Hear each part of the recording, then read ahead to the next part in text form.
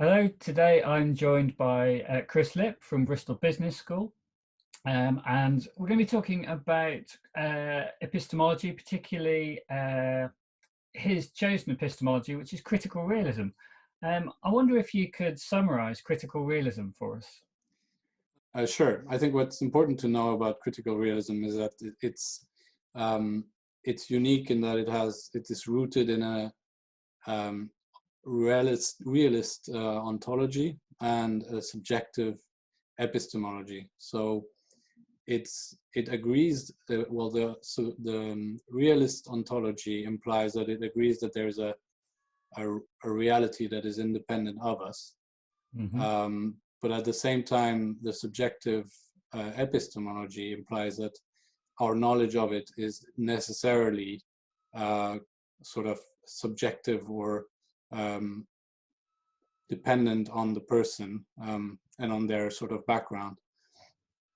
So what it actually means is that there is not a direct link between the object, the thing that we perceive, and our understanding of it. It's an indirect link between those two things that goes via the perception or the representation. So essentially, there is something independent of us. It is filtered by our limited sort of ability to perceive it. And it's the representation of it that we see as real. Okay, so it's it feels like you've got an extreme relativist ontology would be everything socially constructed.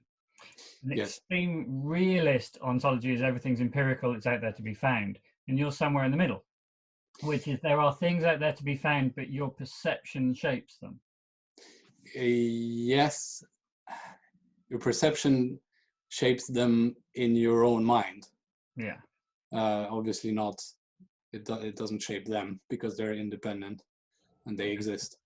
And what's important as well is that it really focuses on the social reality. So that's where it becomes very complex, because we understand that the social reality is obviously not independent of people, of humans. And it implies a lot of things. It implies concepts that are interpretable. It implies values that are obviously relative as well to the people or even the period in which they are discussed. It implies events and facts that are laden of those values. So yeah, it's very complex in that sense. Okay, so it sort of draws on other epistemologies, objectivism and subjectivism. Yes. What about constructionist epistemologies? How does it fit there with that? The constructionist sort of epistemologies see sort of the world based on the meaning, the confluence of meanings that we attribute to things.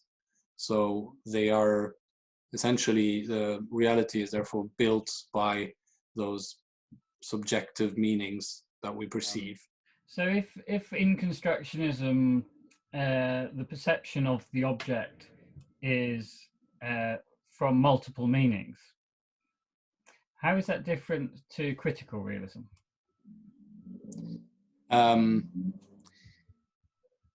It's not in that sense, because the epistemology is similar. It's a subjective epistemology, and it builds exactly on the same principles. But the idea of some sort of philosophical perspectives that are based on subjective epistemologies tend to be as well that there is a subject or sort of a not an independent reality beyond that. And that is the very important difference between critical realism and other epistemologies. So it's the ontological route that the epistemology is based on. So Yes. sorry, a constructionist would take a more relativist ontological position than a critical realist.